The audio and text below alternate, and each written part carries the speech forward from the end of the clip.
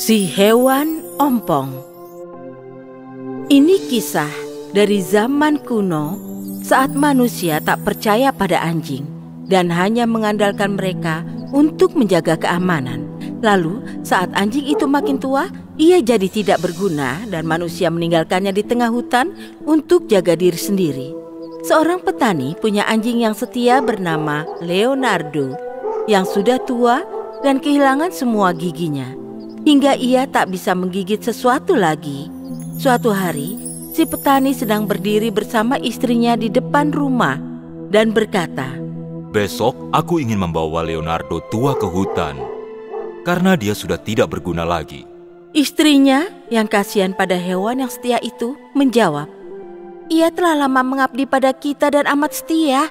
Kurasa kita harus memberinya apa yang layak ia dapatkan." Apa? Kau tidak terlalu pandai.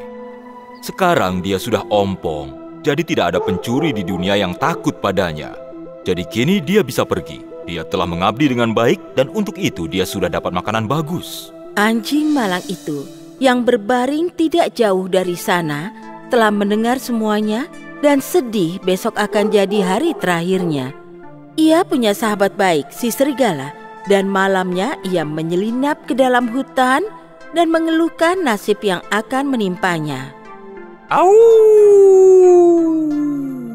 Au! Kata si serigala. Tenanglah, aku akan menolongmu.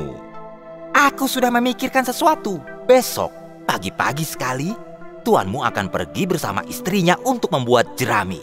Dan mereka akan membawa anak kecil mereka bersama dan tidak ada yang akan tinggal di rumah. Di waktu kerja, mereka harus membaringkan anak itu di bawah semak yang teduh. Kau berbaring saja di sana, seakan-akan kau menjaga si anak. Lalu aku akan keluar dari hutan dan membawa pergi anak itu. Kau harus lari cepat mengejarku seakan-akan merebut kembali anak itu. Aku akan mengembalikan anak itu dan kau akan membawanya kembali ke orang tuanya yang akan berpikir kau telah menyelamatkannya dan akan terlalu berterima kasih. Kau akan diistimewakan. Mereka tidak akan membiarkan kau berkekurangan lagi. Rencana itu menyenangkan si anjing dan itu dilaksanakan persis seperti rencana. Si ayah berteriak saat ia melihat si serigala berlari menyusuri ladang dengan anaknya. Tapi saat Leonardo tua membawa pulang anaknya, ia amat gembira, membelainya dan berkata, "Tidak satu bulumu akan celaka. Kau akan makan makananku dengan bebas sepanjang hidupmu." Dan pada istrinya ia berkata, "Pulanglah segera dan buatkan Leonardo tua sup roti supaya dia tidak perlu menggigitnya. Bawakan pula satu bantal dari ranjangku. Aku akan berikan itu padanya untuk berbaring." Sejak hari itu, Leonardo tua hidup baik seperti harapannya. Tak lama kemudian, si serigala mengunjunginya dan senang semuanya berjalan dengan baik. Untuk membalas budiku, kau harus pura-pura tidak tahu. Saat ada kesempatan, aku akan membawa lari salah satu domba gemuk tuanmu. "Jangan coba-coba, aku akan tetap setia pada tuanku. Aku tidak setuju dengan itu." Si serigala berpikir si anjing tua pasti bercanda tentang tak setuju dengannya. Jadi, suatu malam ia datang mengendap-endap waktu malam dan akan mencuri domba. Tapi si petani yang sudah diberitahu tentang rencana si serigala oleh Leonardo menangkapnya dan menghantamnya dengan gada. Si serigala terpaksa mundur, tapi ia berteriak pada si anjing, Tunggu saja pengkhianat, kau akan bayar untuk ini. Keesokan harinya, si serigala menyuruh si babi hutan untuk menantang si anjing untuk keluar ke hutan supaya mereka bisa membuat perhitungan dari perjanjian yang dilanggar. Leonardo tua tak menemukan pendamping kecuali kucing berkaki 3. Saat mereka pergi bersama, si kucing terpincang-pincang sambil meregangkan ekor dan kesakitan. Si serigala dan temannya sudah tiba di tempat yang ditunjuk. Tapi saat mereka melihat musuh mereka datang, mereka mengira ia membawa pedang. Mereka salah mengira ekor si kucing adalah pedang. Dan saat si kucing melompat dengan 3 kaki, mereka mengira si anjing sedang memungut batu untuk dilemparkan pada mereka. Jadi mereka berdua ketakutan. Si babi hutan lari ke bawah semak dan si serigala melompat ke atas pohon. Saat si anjing dan si kucing tiba, mereka bingung mengapa di sana kosong. Si babi hutan tidak bisa bersembunyi penuh. Salah satu telinganya masih kelihatan. Saat si kucing melihat ke sekeliling, si babi hutan menggoyangkan telinganya. Si kucing yang mengira itu tikus bergerak menerjang dan menggigitnya keras-keras. Si babi hutan menguik dan melarikan diri berteriak, "Ampuni aku, kumohon, si serigala ada di atas pohon." Si anjing dan kucing melihat ke atas dan melihat si serigala yang malu karena terlihat ketakutan. Dan ia berteman lagi dengan si anjing tua. Lalu ketiganya hidup bahagia hingga Leonardo mati tua di pangkuan penuh kasih si petani dan istrinya. Tamat. Si pembunuh naga. Pada suatu ketika, di zaman dahulu kala, di negeri nun jauh di sana, ada desa yang amat sangat kecil. Baru menyelesaikan panen dan mulai merayakan perayaan panen itu. Ada musik dan ada tari-tarian. Seorang anak laki-laki bernama Albert adalah yang terkuat dan paling tampan di desa. Para gadis mengantri untuk menari bersamanya. Tapi saat malam makin larut, seorang gadis baru menarik perhatiannya. Siapa namamu? Aku Lucy. Kau bukan berasal dari sekitar sini ya? Bukan. Dari mana asalmu? Dari tempat lain. Salah satu dari mereka jelas tak terlalu cerdas, tapi mereka menari tiap tarian tanpa istirahat sepanjang malam. Dan mereka saling jatuh cinta.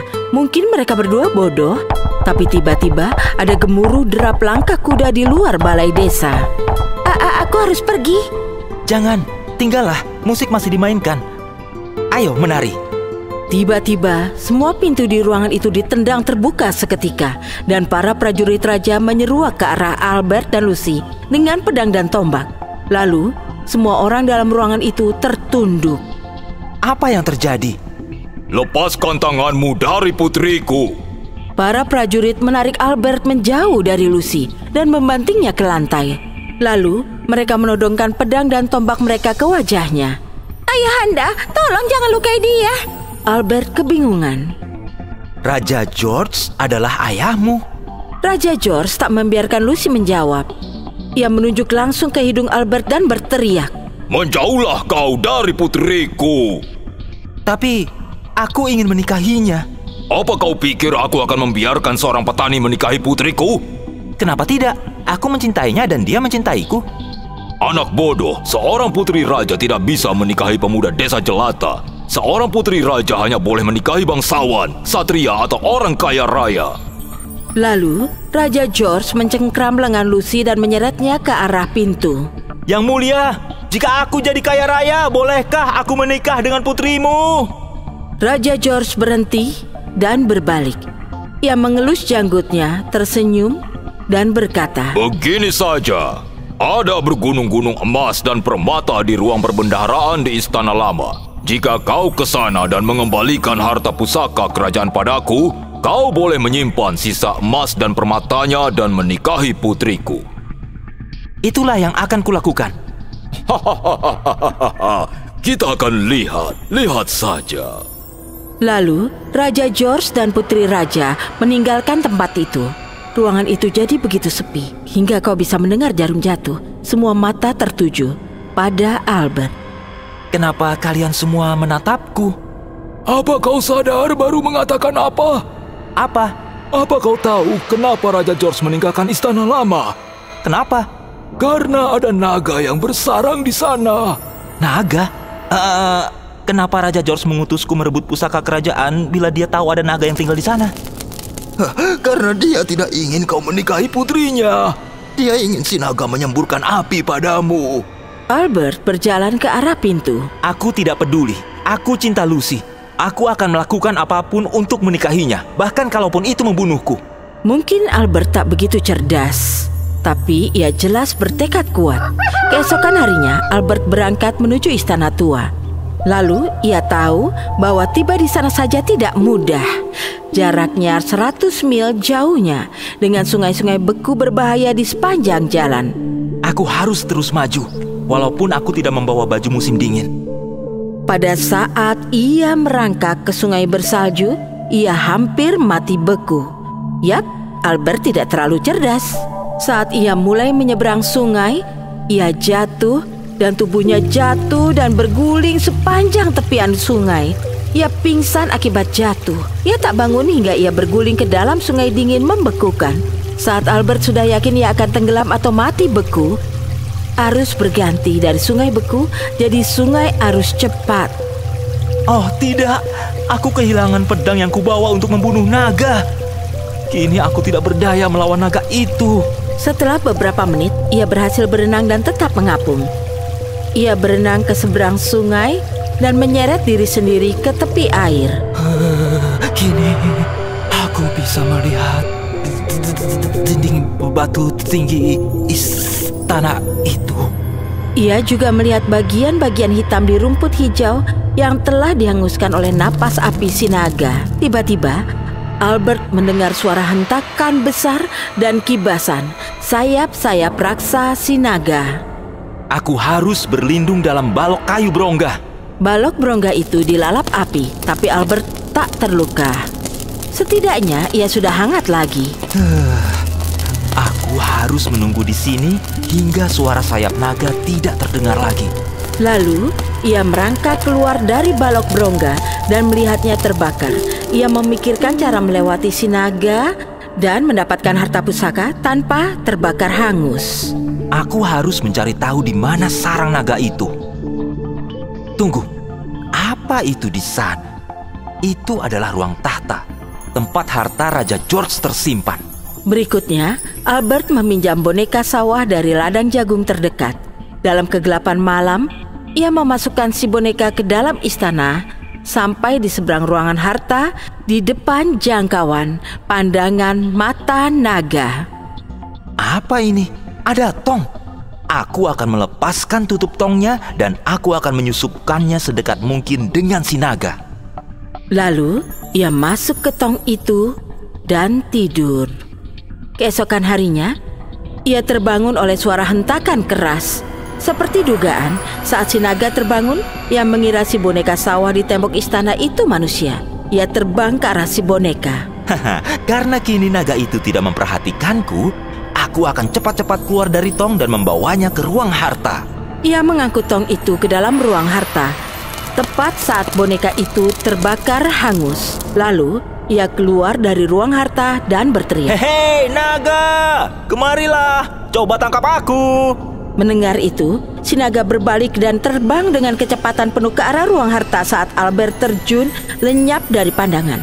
Saat naga itu mendarat dan menjulurkan kepalanya lewat pintu ruang harta, Albert menutup kepala naga itu dengan tong. Saat naga itu menyemburkan api, tong itu membelokkan api itu pada si naga sendiri. Dan si naga menghanguskan dirinya sendiri.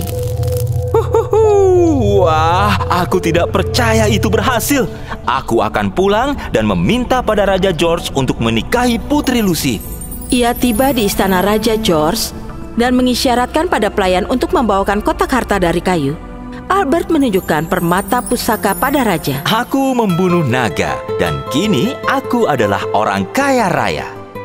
Saat itu pula, Putri Lucy memasuki ruangan dan memeluk Albert. Terima kasih untuk apa yang kau lakukan untukku.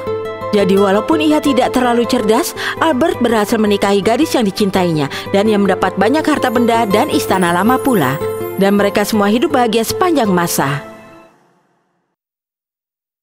Kolam permohonan ajaib. Pada suatu ketika, ada seorang putri raja bernama Jasmine. Ia adalah anak tunggal dan ia dimanja. Ia amat keras kepala dan amat egois. Ia selalu ingin makanan lezat. Suatu hari, seorang penyihir mengunjungi raja, memberi berkat dan memperingatkannya tentang kolam permohonan ajaib dalam kerajaannya.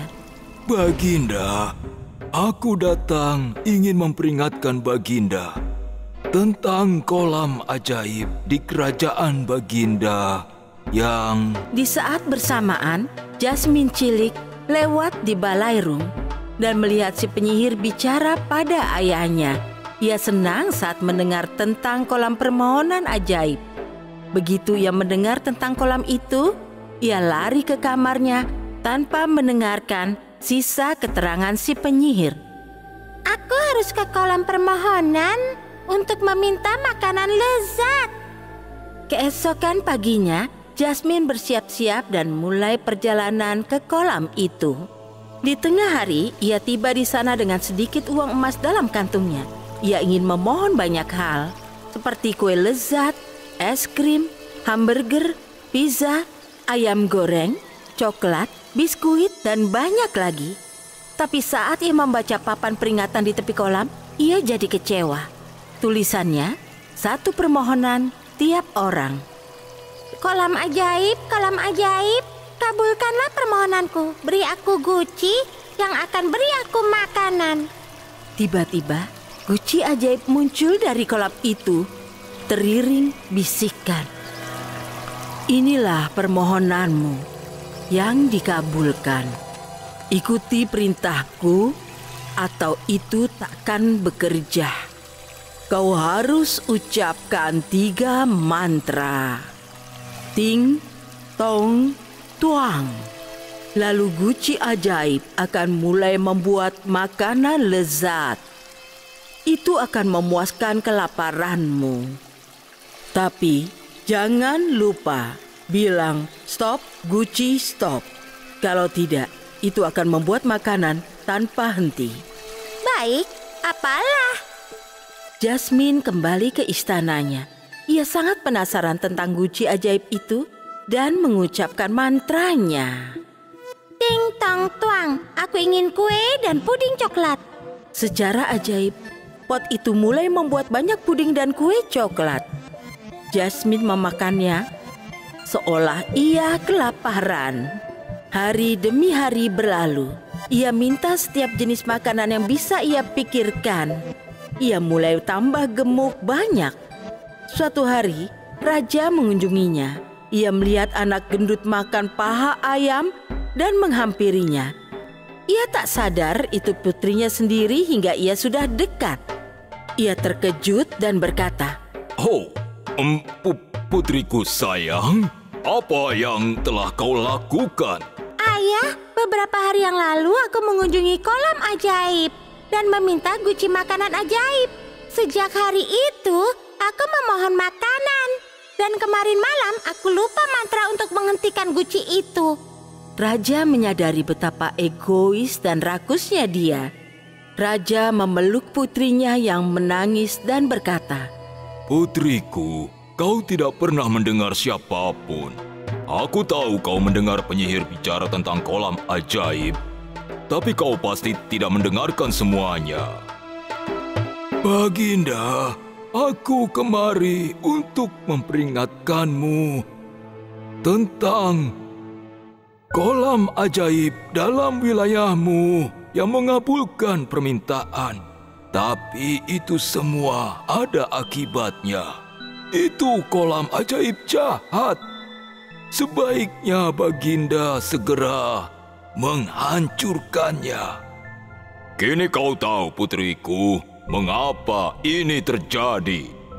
Lalu, raja memanggil para prajuritnya dan memerintahkan, "Ambil guci itu dan bakar itu." Segera, para prajurit menjalankan perintah. Mereka menaruh guci itu di perapian dan melihatnya sampai itu meleleh dan jadi abu. Setelahnya, putri raja mulai berolahraga tiap hari dan dengan cepat kembali seperti semula. Setelah itu, mereka hidup bahagia selamanya. Moral cerita ini, jangan bertindak kalau baru dengar separuh ceritanya. Tamat. Kotak ajaib bisa bicara. Pada suatu masa, ada seorang pengelana muda yang berkelana ke segala tempat di dunia ini karena ia suka melihat beragam negeri. Suatu hari, saat ia sedang berjalan, ia memungut sebuah kotak. Ia membukanya dan si kotak ajaib bicara padanya. "Apa yang kau inginkan?" Ia amat ketakutan. Tapi ia tidak membuang kotak itu. Ia hanya menutupnya erat-erat dan menaruhnya dalam kantungnya. Lalu ia terus saja berkelana makin jauh. Saat ia berjalan, ia bicara pada dirinya. Kalau dia berkata padaku lagi, apa yang kau inginkan? Aku akan lebih tahu harus jawab apa kali ini. Jadi ia mengeluarkan kotak ajaib dan membukanya. Dan lagi-lagi ia bertanya, apa yang kau inginkan? Topiku penuh dengan emas. Segera, topi itu penuh uang logam emas. Jadi kini ia tidak butuh apa-apa. Jadi ia terus berjalan jauh lewat hutan lebat. Hingga akhirnya ia tiba di istana yang indah. Dalam istana itu tinggallah seorang raja.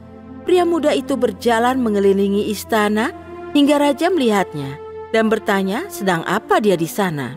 Aku hanya sedang melihat-lihat istana ini. Kau ingin punya satu yang seperti ini, bukan? Si pria muda tak menjawab. Tapi saat matahari terbenam dan malam tiba, ia mengeluarkan kotak ajaibnya dan membuka tutupnya. Apa yang kau inginkan? Berikan aku istana dengan dinding emas dan lantai permata, dan semua perabotnya dari emas dan perak. Ia baru selesai bicara. Sebuah istana muncul di depannya, persis di seberang istana raja. Dibangun persis seperti yang ia inginkan. Saat raja bangun pagi, ia terpukau dengan istana hebat yang berkilau di bawah sinar matahari. Jadi si raja pergi menemui si pemuda. Dan raja bicara terus terang, ia sangat berkuasa dan ia berharap mereka semua bisa hidup bersama di satu istana atau yang lainnya. Dan raja memberikan putrinya untuk dinikahi. Jadi itu semua terjadi sesuai permintaan raja. Si pria muda menikahi sang putri dan mereka hidup bahagia dalam istana emas. Tapi istri raja iri hati pada si pemuda dan putrinya. Sang putri telah memberitahu ibunya tentang kotak ajaib itu yang dapat mengabulkan apapun yang mereka inginkan. Dan sang ratu menyuap satu pelayan untuk mencuri kotak ajaib. Si pelayan melihat hati-hati di mana itu ditaruh setiap malam dan menunggu saat yang tepat untuk mencurinya. Dan di malam gelap, karena seluruh dunia tertidur, si pelayan mencuri kotak itu dan membawanya ke majikan lamanya. Sang ratu membuka tutupnya dan si kotak bicara padanya. Apa yang kau inginkan? Aku ingin kau membawaku, suamiku, pelayan-pelayanku dan istana baru yang indah itu dan taruh kami di tepi lain Laut Merah. Tapi tinggalkan saja putriku dan suaminya. Saat pasangan muda itu bangun tidur, mereka menemukan diri mereka sendiri kembali ke istana lama. Dan kotak ajaib itu hilang. Si pemuda langsung menunggang kudanya dan mengisi kantung-kantungnya dengan sebanyak mungkin uang emas. Ia mencari kotak ajaib ke semua negeri tetangga, satu demi satu, tapi sia-sia. Segera, ia kehabisan uang, tapi tetap saja ia maju terus, secepat kudanya bisa berlari. Seseorang memberitahunya bahwa ia harus meminta nasihat si monster, karena si monster telah menjelajah jauh dan mungkin bisa memberitahunya sesuatu. Jadi ia pergi jauh dan mencari negeri si monster. Di sana, ia bertemu seorang nenek tua yang berkata padanya, "Apa yang sedang kau lakukan di sini? Anakku makan tiap makhluk hidup yang ia lihat. Kalau kau pandai, kau akan lari dan tidak kembali lagi." Tapi si pemuda memberitahunya segala kisah sedihnya. Dan ia berkata, mungkin anaknya yang telah pergi jauh, mungkin pernah melihat istana emas. Begitu ia selesai bicara, si monster masuk dan berkata ia mencium bau lelaki lezat. Jadi ia pikir sekarang sudah makan malam. Tapi ibunya memberitahunya, itu hanya pengelana malang yang kehilangan segalanya dan telah datang meminta nasihatnya. Si ibu berkata pada pemuda itu agar tak takut, tapi maju dan menampilkan diri. Jadi ia maju dengan berani ke hadapan monster dan bertanya apakah ia kebetulan melihat istana emas. Iya, aku telah melihat istana emas dan bahkan berusaha menghancurkannya untuk memakan orang-orang di dalam. Tapi istana itu amat kokoh hingga aku tidak bisa menemukan jalan masuk. Oh, beritahukanlah padaku di mana itu. Itu jauh sekali, di tepi seberang Laut Merah. Akhirnya, setelah berjalan jauh, si pengelana tahu di mana mencari istananya. Jadi ia langsung berangkat dan entah bagaimana, ia tiba di negeri jauh di seberang Laut Merah. Saat ia tiba, ia memutuskan untuk menyamar sebagai tukang kebun dan pergi ke istana dan bertanya apakah mereka butuh tukang kebun. Ia amat senang mereka setuju untuk mempekerjakannya. Ia menghabiskan kebanyakan waktunya bergosip dengan para pelayan mengenai kekayaan para majikan mereka dan benda-benda indah di istananya. Ia berteman dengan salah seorang pelayan yang memberitahunya tentang kotak ajaib. Dan si pengelana meminta untuk melihatnya. Suatu hari, ia berhasil memegangnya dan menunjukkannya padanya. Dan si pria muda melihat dengan hati-hati di mana ia menyembunyikannya, dalam ruang kosong dekat kamar majikannya. Keesokan malamnya, saat semua orang tertidur nyenyak, ia menyelinap dan mengambil kotak ajaib. Bayangkan kegembiraannya saat ia membuka tutupnya. Ia bertanya padanya, "Apa yang kau inginkan?" Aku ingin mengembalikan istanaku di tempat lama dan agar raja, ratu, dan semua pelayan mereka tenggelam di Laut Merah. Ia baru saja selesai bicara saat ia menemukan dirinya kembali lagi bersama istrinya. Sementara para penghuni lain istana baru terkapar di dasar Laut Merah. Tamat.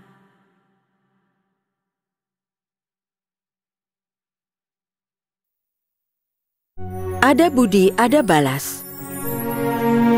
Di suatu zaman, hiduplah seorang pria bernama Chester yang amat kaya, tapi dia juga terkenal amat pelit dan kikir sekali.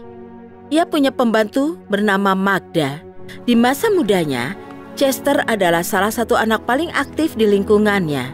Tapi saat ia jadi tua dan kaku, ia merasa amat sulit berjalan. Pembantunya menyarankan agar ia naik kuda.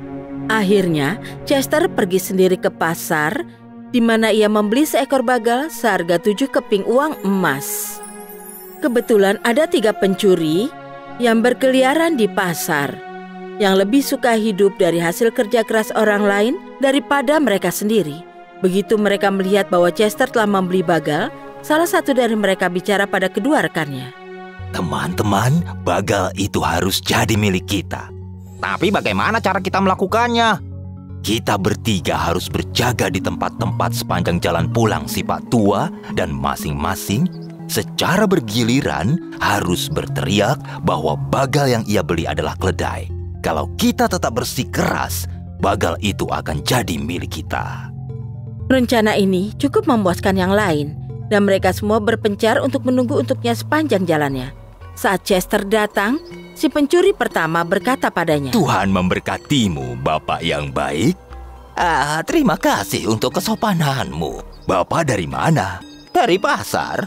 Apa yang Bapak beli dari sana? Bagal ini. Bagal yang mana? Yang kutunggangi ini. Bapak serius atau bercanda? Apa maksudmu? Karena kelihatannya bagiku Bapak mendapatkan keledai, bukan bagal. Keledai? Tidak mungkin.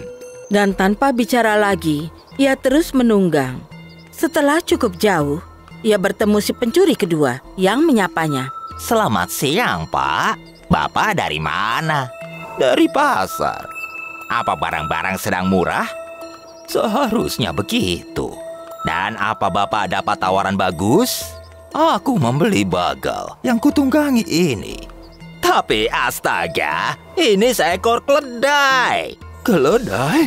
Kalau ada orang lain yang berkata begitu padaku, aku harus meninggalkan hewan hina ini. Dan ia melanjutkan perjalanannya dan segera bertemu si pencuri ketiga yang berkata padanya, Tuhan memberkatimu, Pak. Apa Bapak baru dari pasar? Iya, benar. Dan apa ada tawaran murah yang dari sana? Aku membeli bagal yang kutunggangi ini. Bagal? Bapak pasti tidak serius. Apa Bapak berusaha membodohiku? Ya aku serius. Untuk apa aku bercanda tentang bagalku? Sobatku yang malang, tidak bisakah kau membedakan antara bagal dan keledai? Kau adalah orang ketiga dalam 2 jam terakhir yang telah memberitahuku hal yang sama, tapi aku tidak percaya. Dan sambil turun dari bagalnya, ia bicara. Ambil saja hewan itu, aku malu sudah ditipu di pasar. Si pencuri cerdik mengambil hewan itu dan menungganginya untuk bergabung dengan teman-temannya. Sementara Chester meneruskan perjalanan dengan jalan kaki. Begitu si pria tua sampai di rumah, ia memberitahu pembantunya bahwa ia telah membeli keledai sambil mengira itu adalah bagal. Dan seluruh ceritanya sampai akhir. Astaga Tuan, apa Tuan tak sadar mereka menipu Tuan? Mereka membodohimu. Mereka pasti sekomplotan pencuri. Baiklah, aku akan memberi mereka pelajaran. Lalu, Chester membeli 2 kambing kembar identik, membayar mereka dengan amat murah, dan sambil membimbing mereka pulang, dia memberitahu Magda untuk menyiapkan masakan lezat, karena ia akan mengundang beberapa teman untuk makan malam. Ia menyuruh Magda untuk memanggang daging ham dan merebus 2 ayam, dan memanggang kue terbaik yang bisa ia buat. Lalu, ia membawa salah seekor kambingnya dan mengikatnya di tiang halaman rumah, dan memberinya rumput untuk dimakan. Lalu ia mengambil kambing lain dan membimbingnya ke pasar. Begitu ia telah tiba, ketiga pencuri itu melihatnya dan memutuskan menyambutnya. Selamat datang, Pak Chester. Apa yang membawa Bapak kemari? Aku ingin membeli beberapa bahan makanan karena beberapa teman datang untuk makan malam. Dan aku akan senang bila kalian bertiga sudi datang pula. Para pencuri itu dengan senang menerima undangan ini. Dan setelah Chester telah selesai belanja, ia mengikatnya di punggung kambing dan berkata padanya di depan ketiga penipu, Pulanglah sekarang dan beritahu Magda untuk memanggang ham, merebus ayam, dan membuat kue terbaik yang bisa dia buat. Pergilah cepat, kami akan menyusul. Begitu ia melepaskan kambingnya, kambing itu lari secepat yang ia bisa. Dan Chester berjalan dengan ketiga orang itu untuk sementara di pasar. Dan lalu mereka semua berjalan ke rumahnya. Saat ia dan para tamunya memasuki halaman rumah, mereka melihat kambing itu terikat di tiang, dengan tenangnya mengunyah rumput. Mereka terpukau pada ini, karena tentunya mereka mengira itu adalah kambing yang sama yang Chester bawa pulang, penuh dengan bahan makanan. Begitu mereka tiba di rumah, Chester berkata pada pembantunya, Nah, Magda, apa kau sudah melakukan yang kubilang pada kambing untukmu? Si wanita cerdik memahami tuannya dan menjawab, Tentu sudah. Hamnya sudah dipanggang dan ayamnya sudah direbus. Bagus sekali. Saat ketiga penjahat itu melihat masakan-masakan daging itu dan kue dalam oven dan mendengar kata-kata Magda, mereka takjub dan mulai berunding bagaimana mereka bisa memiliki kambing itu. Akhirnya, menuju akhir makan malam, salah satu dari mereka berkata pada Chester, Tuan rumah, juallah kambing Bapak pada kami. Chester menjawab bahwa ia sangat tak ingin berpisah dengan hewan ajaib itu karena uang sebanyak apapun tak akan bisa mengganti kehilangannya. Tapi, tetap saja bila mereka ingin, dia akan menyerahkannya seharga 50 keping uang emas. Para pencuri membayar 50 uang emas seketika dan pergi dari rumah itu cukup gembira, membimbing si kambing bersama mereka. Saat mereka pulang, mereka bicara pada istri-istri mereka. Jangan masak makan malam besok sampai kami mengirim pembawa pesan pulang. Keesokan harinya, mereka pergi ke pasar dan membeli ayam. Dan setelah mereka mengemasnya di punggung si kambing ajaib, mereka memberitahukan masakan-masakan yang mereka ingin istri mereka buatkan. Sesaat setelah kambing itu dilepas, dia lari secepat yang dia bisa. Saat jam makan malam tiba, mereka bertiga pulang dan menanyai istri mereka. Oh, dasar kau orang bodoh! Bagaimana kalian bisa percaya bahwa seekor kambing bisa melakukan tugas pembantu? Kalian telah tertipu mentah-mentah untuk perbuatan kalian pada orang lain. Itulah yang disebut ada budi, ada balas. Tamat.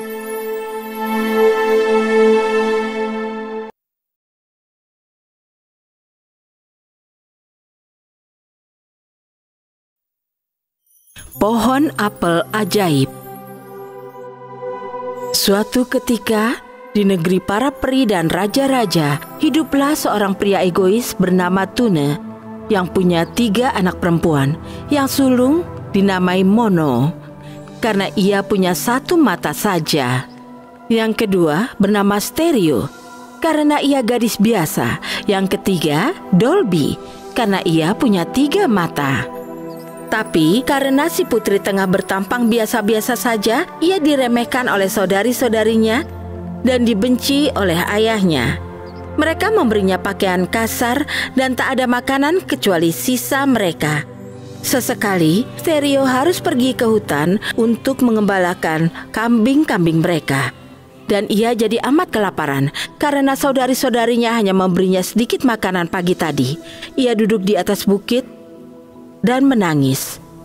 Lalu datanglah peri baik dan berkata, "Mengapa kau menangis, Stereo?" "Karena aku punya 2 mata seperti orang biasa. Karena itulah ayah dan saudari-saudariku tak suka padaku dan nyaris tak memberiku makan. Hari ini mereka telah memberiku amat sedikit, jadi aku masih lapar." "Aku akan mengubah kambingmu menjadi kambing ajaib. Lalu setiap kali kau berkata pada kambing kecilmu, 'Kambing kecil, berilah aku irama, beri makanan yang bisa kucerna.' Dan segera si kambing akan mulai menari dan sebuah meja penuh makanan lezat akan muncul di hadapanmu, yang mana kau bisa makan sebanyak yang kau mau. Dan saat kau sudah puas, kau harus bilang, 'Kambing kecil, berhentilah. Perutku kenyang, cukuplah.'" Dengan kata-kata itu, si peri pergi dan Stereo bernyanyi, "Kambing kecil, beri aku irama, beri makanan yang bisa kucerna." Dan segera si kambing hitam mulai menari dan sebuah meja penuh makanan lezat nan langka muncul. Stereo mulai makan dan saat ia selesai, ia berkata, "Kambing kecil, berhentilah, perutku kenyang, cukuplah." Dan segalanya cepat lenyap. Saat malam tiba, ia pulang dengan kambing-kambingnya dan menemukan piring yang ditinggalkan saudari-saudarinya penuh dengan makanan sisa. Ia tidak menyentuhnya. Kali pertama dan kedua ia melakukan ini, para saudari tak curiga.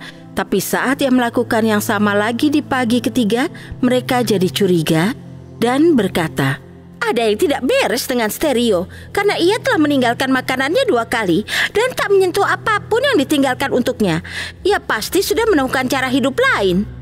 Jadi mereka bertekad agar Mono harus pergi bersama si gadis saat ia membimbing kambing ke padang dan memperhatikan apa yang terjadi dan melihat apa ada orang yang membawakan makanan atau minuman.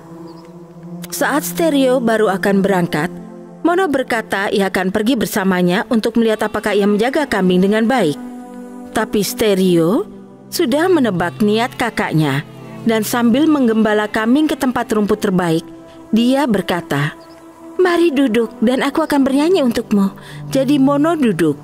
Karena ia agak lelah dengan berjalan tak seperti biasa dan panas matahari, Stereo bernyanyi merdu hingga kakaknya tertidur. Begitu si kakak tertidur nyenyak, gadis itu memunculkan mejanya, makan dan minum secukupnya. Dan saat Mono bangun lagi, meja itu telah menghilang dan gadis itu bicara padanya, "Mari kita semua pulang." Jadi mereka pulang, dan setelah Stereo meninggalkan sisa makanan tak disentuh, si ayah bertanya apa yang telah Mono lihat. Dan dia mengaku bahwa dia telah ketiduran. Pagi berikutnya, si ayah menyuruh Dolby untuk mengikuti kakaknya Stereo. Jadi Dolby memberitahu kakaknya bahwa ia akan ikut pagi ini. Tapi Stereo sudah menebak niatnya dan membimbing kambing lagi ke tempat makan terbaik. Lalu ia meminta adiknya duduk dan ia akan bernyanyi untuknya, dan Dolby melakukannya. Lalu Stereo mulai bernyanyi seperti sebelumnya. Berangsur-angsur Dolby menutup 2 dari 3 matanya dan tidur. Tapi mata ketiga masih terbuka, tetapi Dolby dengan licik menutupnya pula dan pura-pura tertidur. Padahal ia masih mengawasi, dan segera Stereo mengira semua aman mengulang mantranya. Dolby menyaksikan semua kejadiannya, dan setelahnya Stereo membangunkannya sambil berkata, "Ayo kita pulang." Saat mereka tiba di rumah, si bungsu memberitahu ayahnya ia kini tahu mengapa Stereo tak mau makan makanan sisa. Lalu sang ayah dengan marah mengambil pisau kerat daging dan membunuh kambing itu. Begitu Stereo melihat ini, ia keluar amat sedih. ke tempat lama dan menangis pedih. Seketika, si peri baik berdiri di depannya lagi dan bertanya mengapa ia menangis. Ia memberitahukan semuanya. Stereo, mohonlah pada saudari-saudarimu untuk memberimu organ-organ kambing itu dan kubur mereka dalam tanah di depan pintu rumah, dan kemujuranmu akan datang. Sambil mengatakan itu, ia menghilang. Stereo pulang dan berkata pada saudari-saudarinya, "Saudari-saudari, berikanlah aku beberapa bagian dari kambing itu. Aku tak ingin yang lain, hanya organnya saja." Dengan bodohnya, mereka memberikan itu padanya, dan diam-diam ia menguburkannya di depan pintu. Pagi berikutnya, mereka menemukan di depan rumah ada pohon yang amat indah, berdaun perak, dan apel-apel emas bergelantungan di cabang-cabangnya. Begitu si ayah melihatnya, ia menyuruh Mono memetik beberapa apel. Mono memanjat pohon dan menarik satu cabang ke arahnya untuk memetik buah. Tapi cabang itu berbalik lagi jauh dari jangkauan tangannya. Itu terjadi berulang kali hingga ia terpaksa menyerah. Lalu si ayah menyuruh Dolby melakukannya, tapi hal yang sama terjadi. Akhirnya si ayah tak sabaran hingga ia memanjat pohon itu sendiri. Tapi ia tidak lebih berhasil dari kedua putrinya. Stereo kini berpikir ia ingin mencoba. Jadi ia memanjat pohon dan langsung menyentuh cabang, dan apel emas jatuh ke tangannya. Ia mengisi celemeknya dengan apel. Si ayah mengambil semua itu darinya. Suatu pagi, ketiga bersaudara berdiri bersama di bawah pohon. Saat dari kejauhan, seorang satria muda sedang menunggang ke arah mereka. "Pergi sana, Stereo, supaya kami tak perlu malu olehmu." Dan mereka menutupinya dengan tong kosong di dekat sana yang juga berisi apel-apel emas. Segera si ksatria menghampiri pohon itu. Ia berhenti untuk mengagumi pohon ajaib itu dan bertanya milik siapakah itu. Karena ia ingin minta satu ranting saja, Mono dan Dolby menjawab pohon itu milik mereka. Mereka coba mencabut satu cabangnya untuk si ksatria, tapi cabang-cabangnya melenting balik begitu mereka menyentuhnya. Ini aneh sekali. Katanya pohon ini milik kalian, tapi kalian tidak bisa memetik buahnya. Saat mereka bicara, Stereo menggelindingkan sebuah apel emas dari bawah tong hingga itu bergulir ke kaki si ksatria. Saat ia melihat apel itu, ia terpana dan bertanya dari mana itu. Mono dan Dolby berkata mereka punya saudari lain, tapi mereka tak mau dia terlihat. Tapi ksatria itu ingin melihatnya dan memanggil, "Hei kau, kemarilah." Maka segera Stereo muncul dari bawah tong. Si ksatria tercengang melihat kecantikan luar biasa si gadis dan berkata, "Astaga, kecantikanmu tidak pernah kulihat sebelumnya. Maukah kau menikahiku? Aku bisa mengabulkan apapun yang kau mau." "Iya, aku akan menikahimu, tapi dengan satu syarat. Bawalah aku bersamamu. Di sini aku menderita kelaparan dan kehausan, dan menderita dari pagi sampai larut malam. Bawa dan selamatkan aku." Mendengarkan itu, si ksatria mengangkat Stereo ke sadelnya dan membawanya pulang ke istana ayahnya. Dan setelahnya, ia menikahi gadis itu dan pernikahannya amat bahagia. Pohon itu masih jadi milik Stereo dan tak ada orang lain yang bisa menyentuh atau menebangnya. Tamat. Syarat-syarat Sang Maha Kuasa. Ribuan tahun silam, saat Tuhan Tunggal Maha Kuasa hidup di antara semua makhluk hidup, Ia belum menciptakan manusia. Kelinci adalah hewan paling cerdas saat itu. Suatu hari, kelinci mengunjungi Tuhan di istananya yang juga ada dalam hutan. Senang menyambutmu di istanaku. Apa yang bisa kubantu? Tuhan yang Maha Kuasa, kau berkuasa atas setiap orang dan segala hal di hutan ini. Kau adalah Tuhan sejati. aku punya permintaan.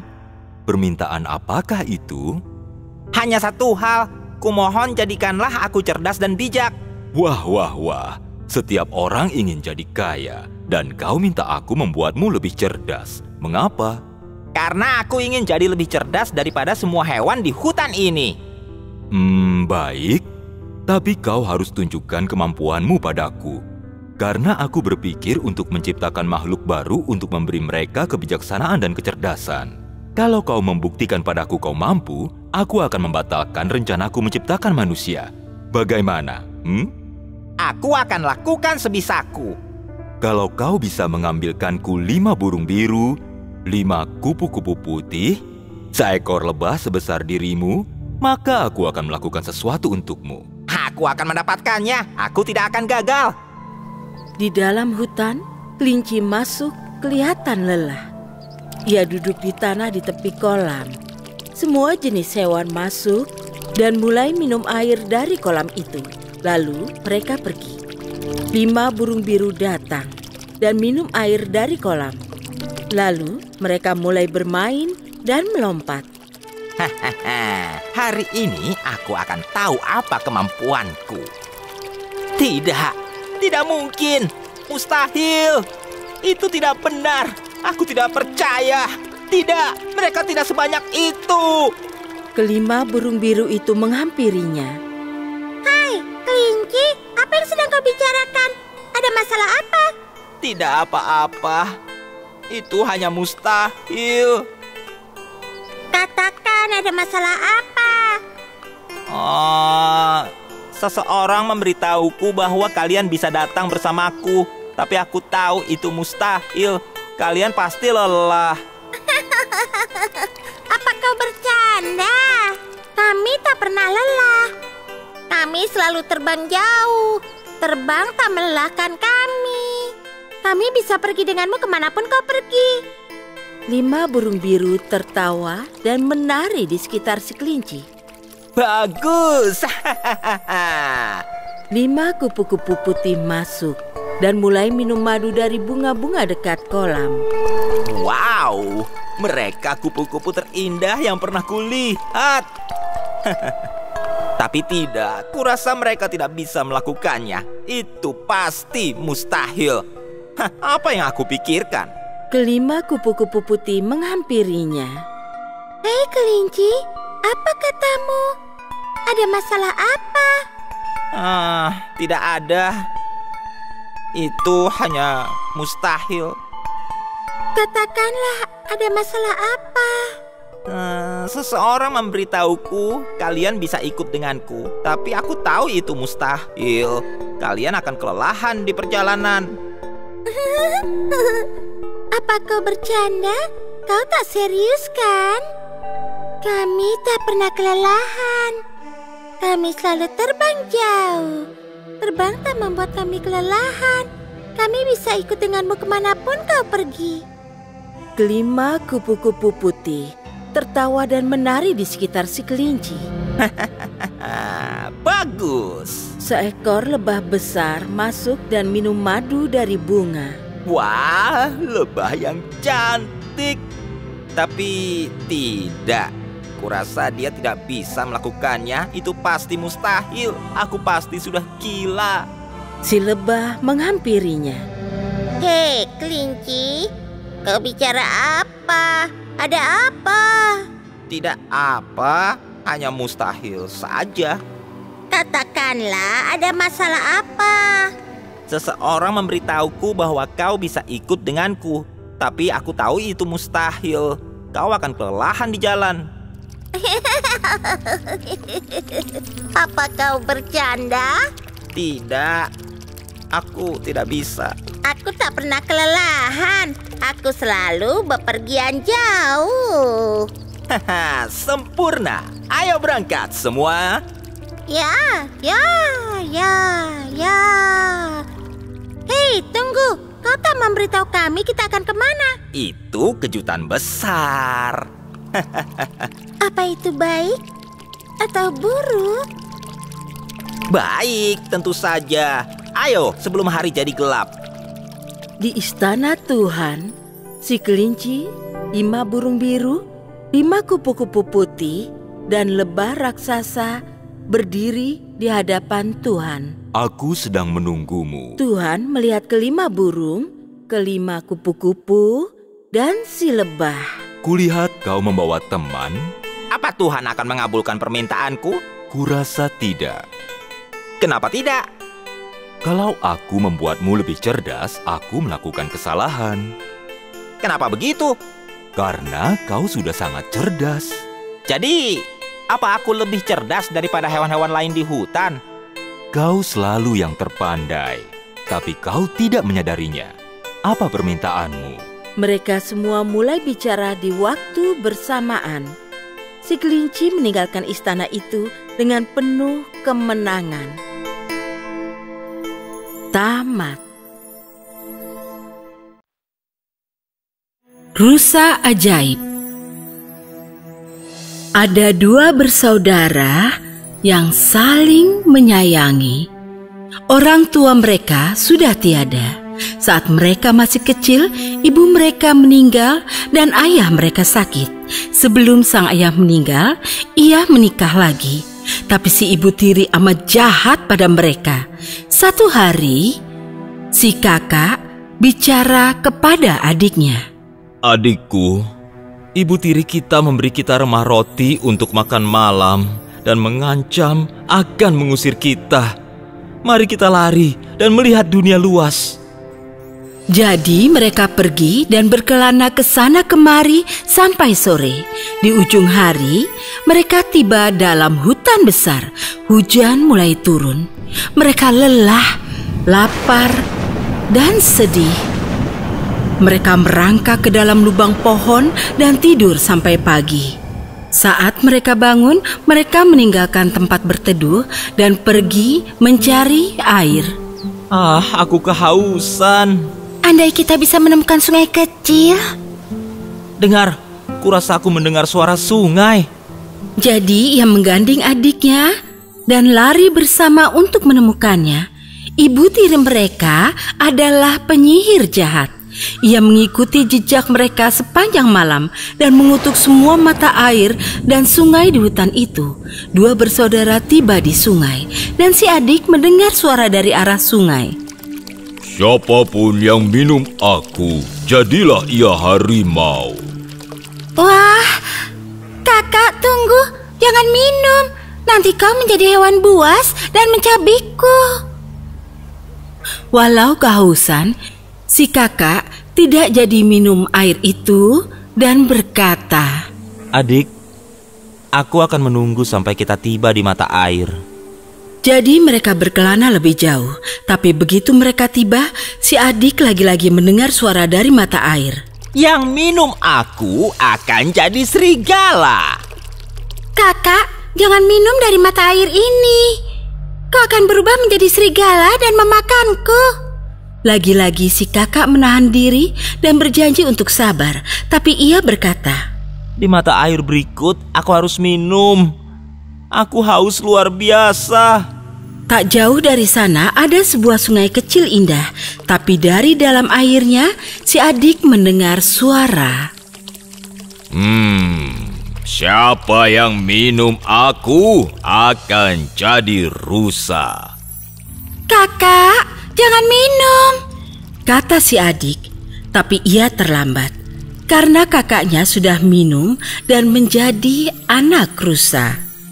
Tapi ia tidak pergi dan terus ada di dekatnya. Jadi sang adik berkata, Diamlah hai rusa, jangan takut. Aku akan merawatmu. Aku tidak akan meninggalkanmu. Jadi ia melepas kalung emasnya dan memasangnya di leher si rusa. Lalu ia mengumpulkan akar hijau halus dan mengikatnya jadi tali halus yang ia pasang di kalung emas si rusa. Lalu membimbingnya ke dalam hutan. Setelah berkeliling sejenak, akhirnya menemukan sebuah gubuk kecil kosong. Dan ia mengira itu akan jadi tempat berteduh yang baik untuk mereka. Jadi ia membimbing rusa itu dan menutup pintu. Setiap pagi, si adik keluar untuk mengumpulkan buah-buahan sendiri dan rumput segar untuk si rusa yang ia makan dari tangan si adik. Lalu ia pergi dengan si adik dan bermain. Setelah bertahun-tahun mereka hidup sendirian di hutan, si adik telah menjadi gadis cantik dan si anak rusa menjadi rusa besar. Suatu hari, seorang pangeran datang di hutan dengan pasukan berburunya. Suara trompet, gonggongan anjing, teriakan pemburu bergema di hutan didengar si rusa. Ia minta adiknya membiarkannya melihat. Ia membuka pintu dan bilang, "Aku akan izinkan kau pergi, tapi jangan lupa bilang, adikku, biarkan aku masuk saat kau pulang nanti malam." Segera si kepala pemburu melihat rusa cantik berkalung emas itu, menunjukkannya pada pangeran dan mereka ingin memburunya. Mereka mengejarnya dengan segala daya, tapi ia terlalu lincah dan cepat untuk ditangkap. Dan setelah para pemburu pergi, ia berjalan pulang. Tapi salah seorang pemburu mengikutinya dari jauh untuk mencari tahu kemana ia pergi. Si pemburu amat heran melihat si rusa ke pintu, lalu mengetuk dan mendengarnya bicara. Adikku, biarkan aku masuk. Pintu hanya terbuka sedikit dan cepat-cepat ditutup. Tapi si pemburu sudah cukup terpukau. Saat ia kembali melaporkan itu pada pangeran, sang pangeran juga sangat terpukau. Kita harus mengungkap misteri ini. Keesokan paginya, si pemburu memandu sang pangeran ke gubuk itu. Sang pangeran melihat itu, ia maju sendiri. Pintu itu terbuka. Pangeran masuk dan terpukau melihat seorang gadis yang lebih cantik dari yang pernah ia lihat di dalam sana. Gadis itu ketakutan. Setelah berbincang, pangeran memegang tangannya dan berkata, "Maukah kau ikut aku ke istana dan jadi istriku?" Oh iya, aku bersedia. Tapi aku tidak bisa meninggalkan rusaku. Ia harus ikut denganku. Ia akan selalu bersamamu selama kau masih hidup. Saat mereka sedang bicara, si rusa bangkit dan tampak gembira. Tak lama kemudian, pernikahan mereka dirayakan dengan amat meriah. Si ibu tiri jahat yang telah membuat dua bersaudara itu menderita mendengar kebahagiaan mereka. Rasa iri dan niat buruk terbit di hatinya dan ia bersumpah akan menghancurkan mereka. Ia menyamar menjadi pengasuh dan datang ke istana saat sang putri melahirkan bayi. Pangeran mempekerjakannya untuk merawat putri dan bayinya. Ia mengurung sang putri dalam kamar mandi dan mengambil bayi itu dari ranjangnya untuk ia lemparkan dari balkon. Tapi si rusa datang dan menyelamatkan keponakannya. Pangeran masuk ke kamar istrinya dan melihat rusa itu sedang melindungi si bayi dari si pengasuh. Barulah si putri mengenalinya sebagai ibu tiri penyihir. Ia bilang pada pangeran betapa kejam si ibu tiri memperlakukannya. Jadi pangeran memenjarakan dia. Si ibu tiri menyadari kesalahannya. Jadi ia mematahkan sihir yang membuat kakak si putri jadi rusa. Ia muncul di hadapan mereka sebagai pria muda yang tinggi dan tampan. Setelah itu, mereka semua hidup bahagia dan damai sampai akhir hayat mereka. Tamat. Putri Mawar dan Burung Emas. Zaman dahulu kala, di negeri yang sangat jauh, hiduplah seorang putri cantik. Rambut merahnya panjang dan dia suka mawar. Hingga ia dijuluki Putri Mawar. Tiap sore, Putri Mawar pergi ke balkon dan bertepuk tangan. Seekor burung emas akan datang dan bertengger di pundaknya. Ajaib! Rambut sang putri raja mulai berkilau, berwarna merah dengan sangat indah. Saat si burung mulai berkicau merdu, Putri Mawar ikut bernyanyi. Dan semua warga negeri akan tertidur dan mimpi indah sampai esok paginya. Ini berlangsung tiap malam selama beberapa tahun.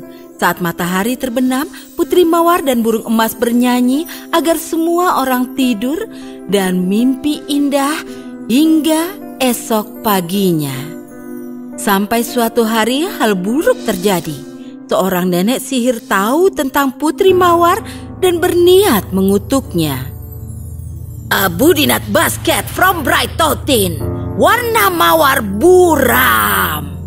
Dan rambut Putri Mawar berubah menjadi hitam kelam.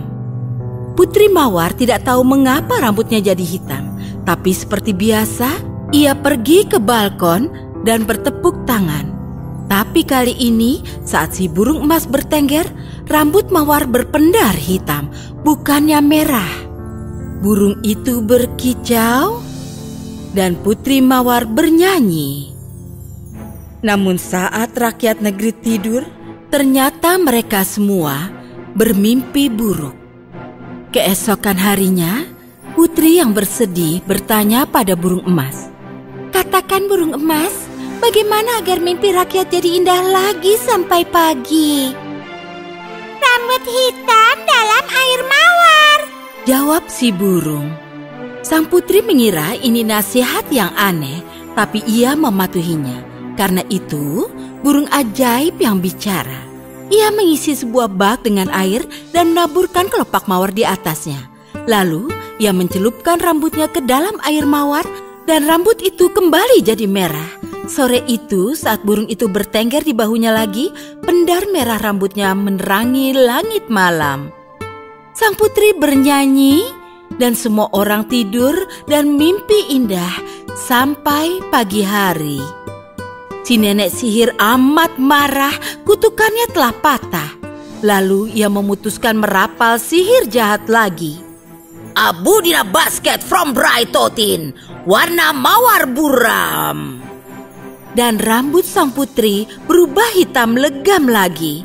Namun kali ini, si nenek sihir terbang cepat dengan sapu dan mencuri semua mawar di seluruh negeri. Coba, apa kau bisa patahkan kutukanku? Seringainya marah. Sekali lagi, sang putri bertanya pada burung. Katakanlah burung emas, bagaimana aku bisa membuat mimpi rakyatku indah lagi? Rambut hitam dalam air mawar, kicau si burung. Tapi di mana aku mencari mawar? Rambut hitam dalam air mawar, kicau burung itu dan terbang pergi. Sang putri tak tahu harus bagaimana. Air mata khawatir menitik dari matanya. Dan satu tetes air mata jatuh di tanah di bawah balkon. Saat itu pula, ada pangeran muda tampan kebetulan di bawah balkon. Ia mengeluarkan sebuah kotak kecil dan mengeluarkan seutas rambut merah dari dalamnya. Ia berlutut dan menaruh rambut itu di atas air mata sang putri. Keajaiban terjadi. Tiba-tiba, rambut merah itu berubah menjadi mawar merah. Pangeran memetik mawar itu dan membawanya pada sang putri. Melihat mawar itu, ia menyeka air matanya dan memetik kelopaknya untuk dicampur di air. Lalu, ia mencelupkan rambutnya dan kutukan patah. Semua terpukau. Dan sang raja bertanya pada sang pangeran. Anak muda, di mana kau temukan rambut merah itu? Saat sang putri dan aku masih kecil, aku mengambil seutas rambutnya sebagai tanda kesetiaanku padanya. Dan dia juga mengambil seutas rambutku. Benar, ayah. Sang putri memegang kotak kecil.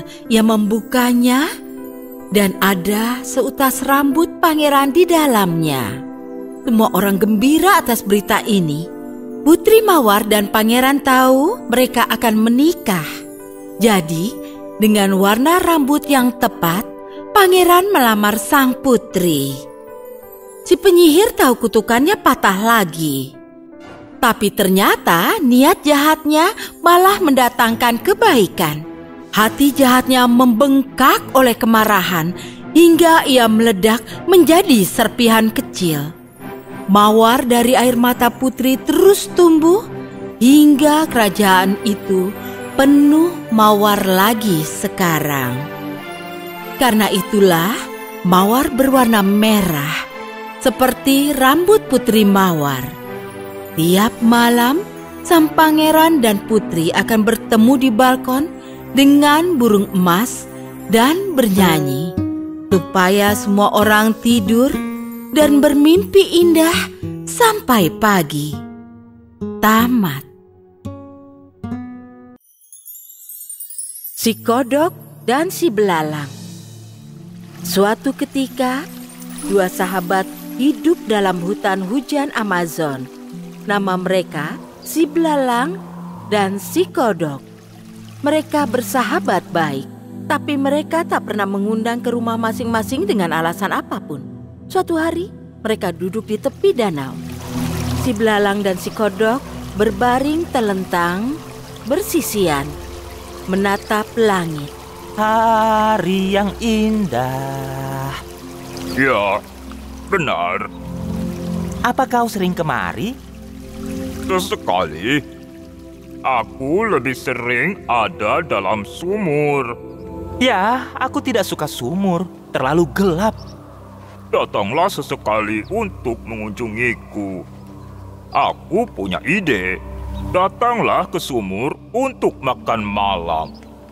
Istriku akan menyiapkan masakan istimewa. Aku akan menyalakan lilin. Kumohon katakan ya. Ya tentu, mengapa tidak? Baik, aku harus pergi mempersiapkan semuanya. Sampai nanti. Setelah si kodok pergi, si belalang terus menatap langit biru, memikirkan akan pakai apa malam nanti. Malam itu, si belalang tiba di sumur. Ada lilin menyala. Si kodok duduk di meja dan istrinya menyambut si belalang. Silakan masuk, Pak Belalang. Rumah yang bagus, Bu Kodok. Terima kasih, sayang, temanmu datang. Suruhlah dia masuk. Silakan duduk di meja makan. Makan malam siap. Si belalang dan istri si kodok telah duduk di meja makan. Aku senang kau datang. Rumahmu bagus dan tidak terlalu gelap seperti dugaanku. Oh, tidak. Biar aku nyalakan lilin. Wah, kau baik sekali. Terutama karena aku tidak suka di tempat gelap. Aku sudah cuci kaki depanku. Kau lakukanlah yang sama. Ada baskom air di sana. Oh, baik. Si belalang mencuci kaki depannya dan membuat suara nyaring. Sobat, tidak bisakah kau tidak bersuara?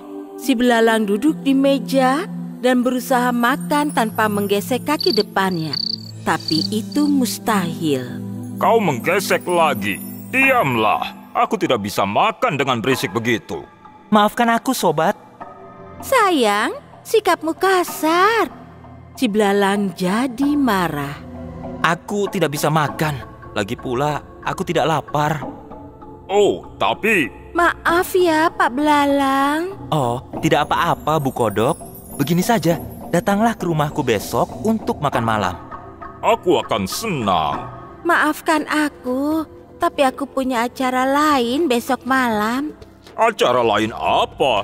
Ingatkan, aku berjanji untuk menjaga kecebong-kecebong adikku besok malam. Oh, iya. Aku lupa itu. Aku akan datang sendirian saja. Si belalang berdiri dan melambai pamit. Jangan terlambat. Tentu tidak. Si belalang pergi dan si kodok meneruskan makan malamnya. Keesokan harinya, saat makan malam, si kodok melompat ke rumah si belalang. Oh, aku merasa tidak enak. Kemarin malam aku kasar pada temanku. Aku salah memperlakukannya seperti itu. Begitu aku tiba di sana, aku akan minta maaf. Si kodok tiba di rumah si belalang. Wah, kau tepat waktu. Halo, sobat. Aku datang lebih awal karena aku ingin bilang. Si belalang menyela si kodok. Jangan bicara lagi. Mari masuk, ikutlah makan malam. Tapi aku ingin mengatakan sesuatu. Si belalang menyela si kodok lagi. Makan malam bakal dingin. Aku sudah mencuci kaki depanku. Ada baskom air di sana, jadi kau bisa mencuci kakimu juga. Oh, bagus. Aku sudah lapar. Si kodok melompat ke baskom air dan cuci kaki. Lalu, ia melompat kembali ke meja. Ups, kau harus cuci kaki lagi. Kenapa? Aku salah apa? Karena melompat di tanah membuat kakimu kotor lagi. Si kodok melompat kembali ke baskom. Ia mencuci kakinya lagi. Lalu, melompat kembali ke meja. Kelihatannya lezat. Berhenti. Apalagi? Tolong jangan ambil makanan dengan kaki kotor. Ayo, cucilah lagi. Kodok jadi marah. Kau tidak mau aku makan bersamamu. Kau tahu persis aku harus menggunakan semua kakiku untuk melompat. Aku tidak bisa kalau itu jadi tidak kotor saat melompat dari baskom ke meja. Kau yang mulai kemarin malam. Kau tahu aku tidak bisa menggosok kaki depanku tanpa bersuara. Ya. Tapi karena itulah aku datang lebih awal untuk bilang aku minta maaf. Si kodok pergi ke arah pintu. Kau mau kemana? Aku mau pulang. Kembalilah. Maafkan aku. Apa kau ingin jadi temanku? Tentu saja. Kembalilah. Mari kita makan malam bersama. Kita berdua mendapat pelajaran. Kau harus menerimaku apa adanya, dan aku akan menerimamu apa adanya. Si kodok duduk di meja dan mereka berdua mulai makan. Ini makanan terbaik yang pernah kucicipi sejak lama. Dan ada lagi di dapur. Tamat.